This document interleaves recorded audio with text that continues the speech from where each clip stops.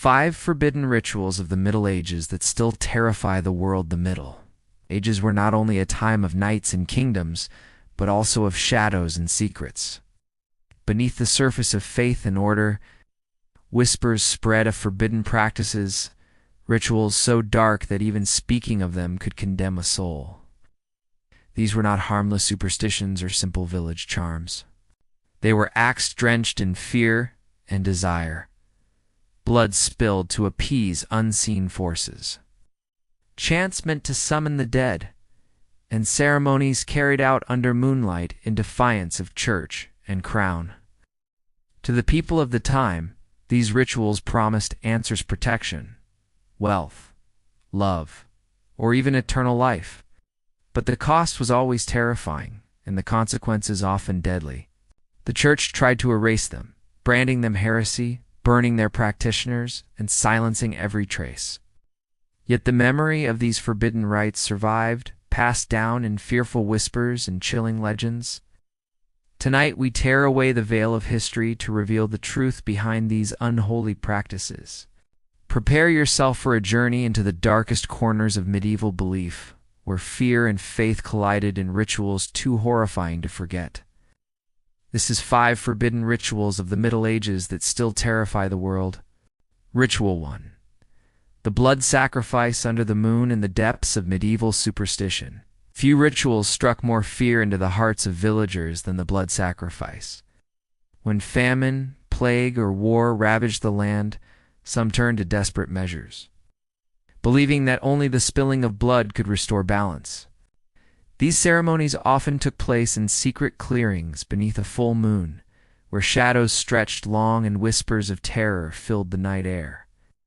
Livestock were the most common victims: goats, sheep, or black roosters offered to appease unseen powers.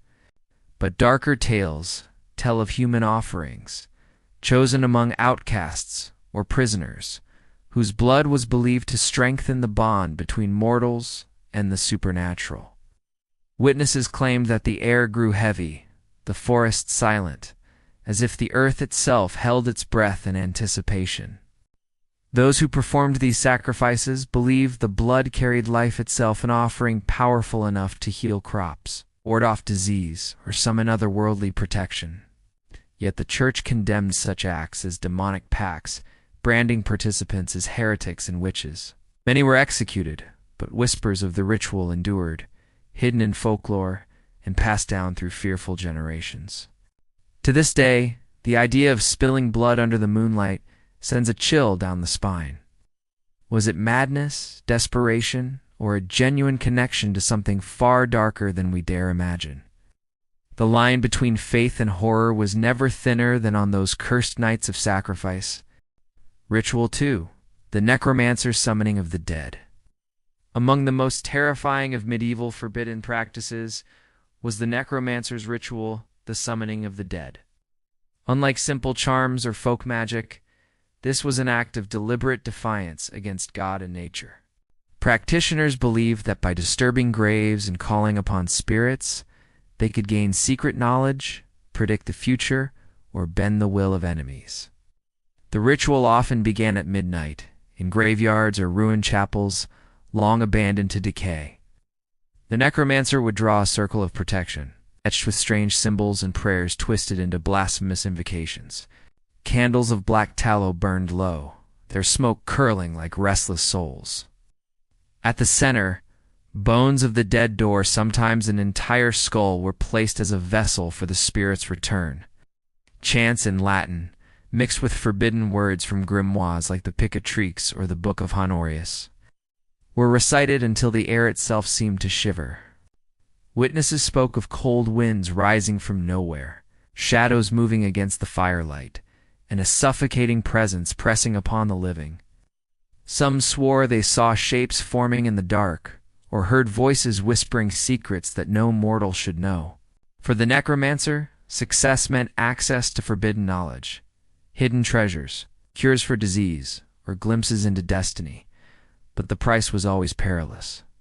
Spirits rarely came willingly, and many accounts tell of summoners driven mad, cursed, or even dragged into the grave by the very forces they sought to command.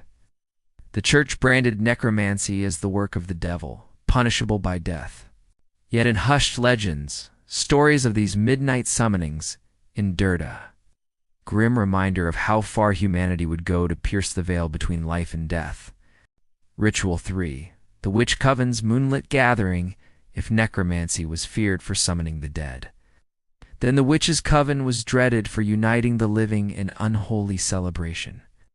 In the imagination of the medieval mind, few images were more terrifying than a circle of witches dancing beneath the pale glow of the moon, chanting forbidden words to powers unseen.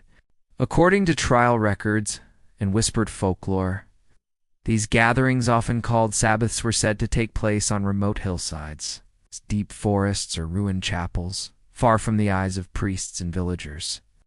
There, at midnight, witches cast off the laws of church and crown, giving themselves to ancient deities or even the devil himself. Fires blazed high, casting flickering shadows across naked bodies painted with ash and blood. The air pulsed with drums, shrieks, and ecstatic cries as the coven performed rites meant to summon storms, curse their enemies, or twist fate itself.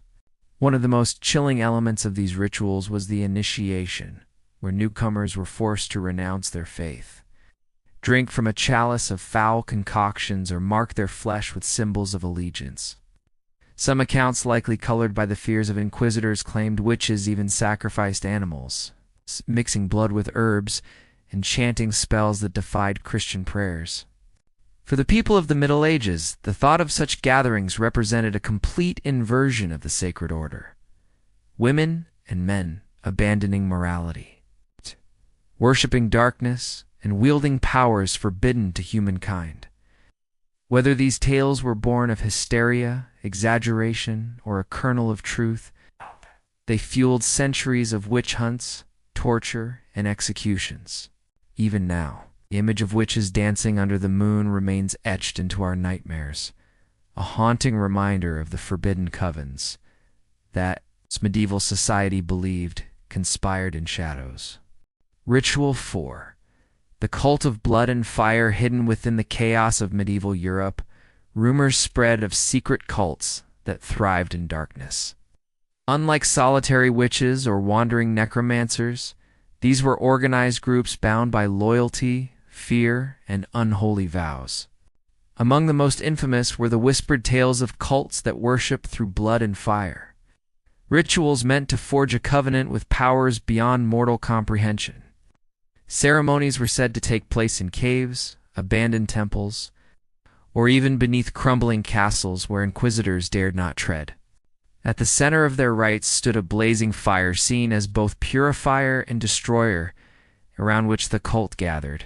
Cloaked figures chanted in guttural tones, raising their hands to the flames, while offerings of wine, herbs, and sometimes blood were cast into the inferno.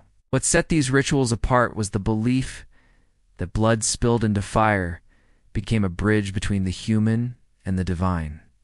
Animal sacrifices were common, but darker legends tell of prisoners or heretics dragged into the circle, their screams echoing with the crackle of burning wood.